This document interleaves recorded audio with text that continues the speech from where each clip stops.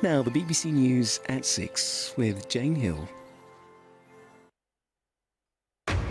Today at 6, thousands gather in Russia in defiance of President Putin for the funeral of Alexei Navalny.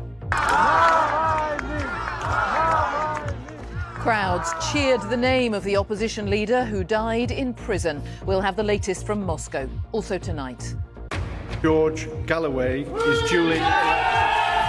The controversial politician George Galloway sweeps to victory in the Rochdale by-election and says his win is for Gaza.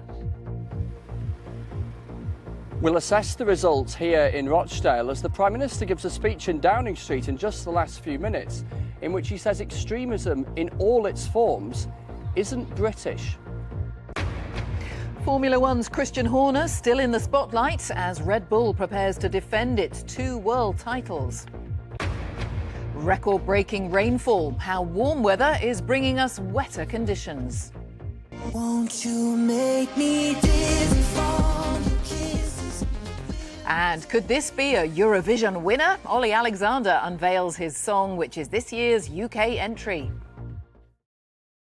Rishi Sunak addresses the nation, warning of growing extremism. In an unexpected speech in the last hour, he said the streets were being hijacked by those hostile to British values. Our great achievement in building the world's most successful multi-ethnic, multi-faith democracy is being deliberately undermined. There are forces here at home trying to tear us apart.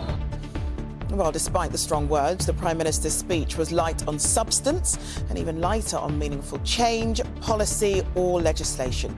So what did it achieve and what was the point? Well, it followed George Galloway's return to the Commons after his by-election win in Rochdale. Keir Starmer, this is for Gaza. There was a divisive contest in which voters turned away from traditional parties and backed Galloway in a shock win that centred on Israel's offensive in Gaza. Also tonight. Thousands gather in Moscow for Alexei Navalny's funeral. Tortured, starved and dehumanised. 3 are jailed for the murder of Shakira Spencer. And Prince William marks St David's Day with a visit to Wrexham's most famous pub. My plan was not to be here. I start shooting on Monday, but when you get a call from the Prince, you come because it's a great honor. It's a great honor for the club.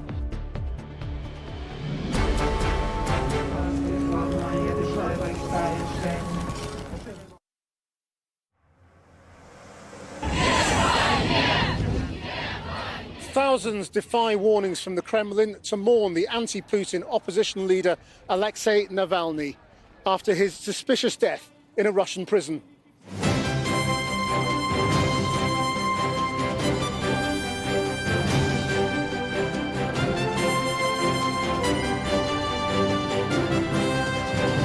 Good evening from Azadi, or Freedom Square, in the Iranian capital, Tehran.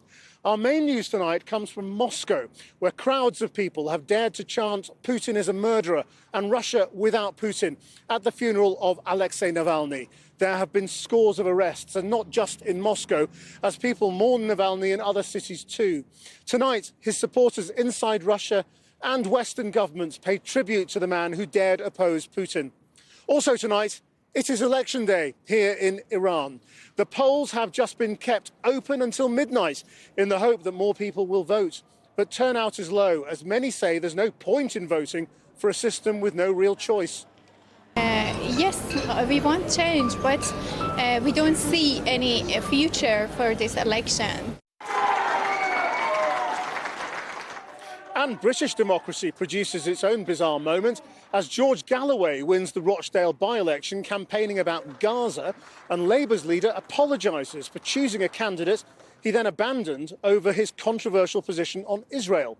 In direct response, Rishi Sunak, under fire from his own party, denounced the new MP, claiming extremist groups are a growing threat to democracy, and he promised a new framework, but no detail.